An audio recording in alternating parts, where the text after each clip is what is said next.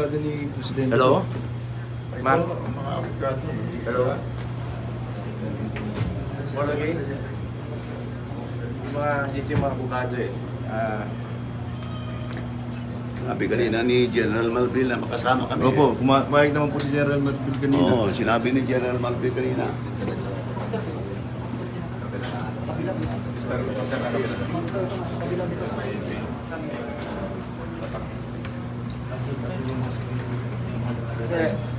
Hindi pwede pumasok. Nandito po kami ngayon, mga abogado ni dating Pangulong Duterte at dito rin po yung doktor niya. Alam po, hindi kami pinadaan. May instruction po si Ruth, no? Hindi kami papasukin. Constitutional right po yan, yung medical, nandito yung mga doktor. Doc Agnes? Agnes. Ito yung mga doktor nila. Schedule for procedure po si former President Duterte. Kaya lang, ayaw kami papasukin dito yung abogado.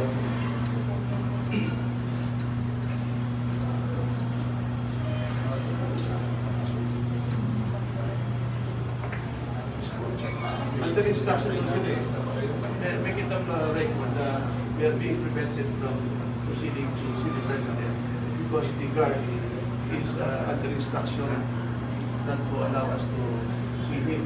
Wala kayo. I know. You're working with her. Kanina sabi ni General Malville, pwede ko samahan eh.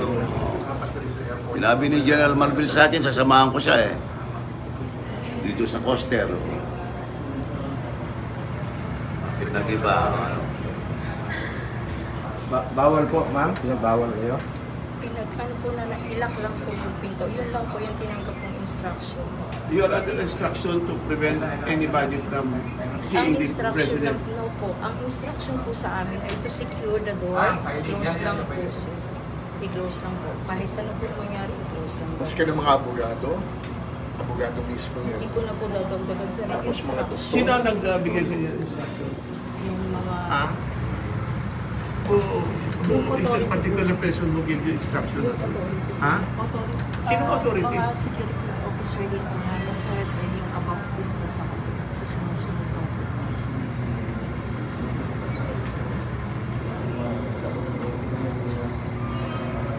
Abogado yung doktor, hindi pwede papasok.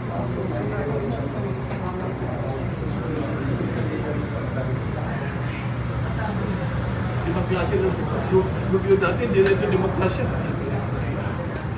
Even the basic constitutional right of a person is being deprived, being denied.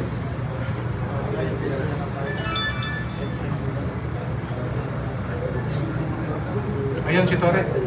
Ayun si Torre. Saan? Ano ba? Papunta na rito. Dito.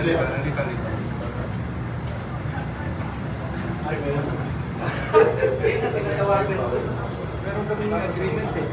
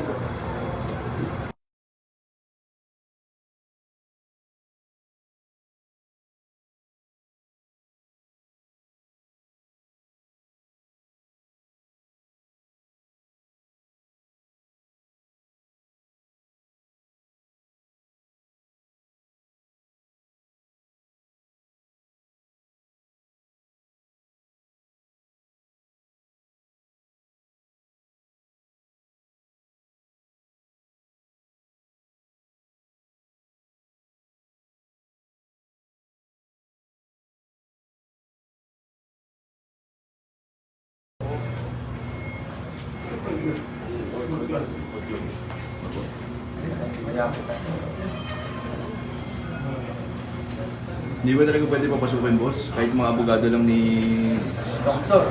doktor? Abogado, doktor. Kahit yun lang, boss. Ayaw daw, doktor. Constitutional right yan ng bawat Pilipino. Importante po ang kalusugan. Dati Pangulo, 80 years old na po siya sa March 28.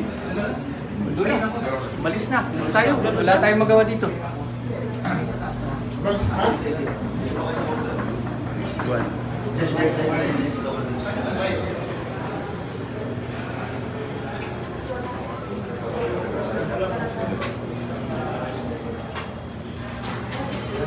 Makalis na po. Makalis na daw po.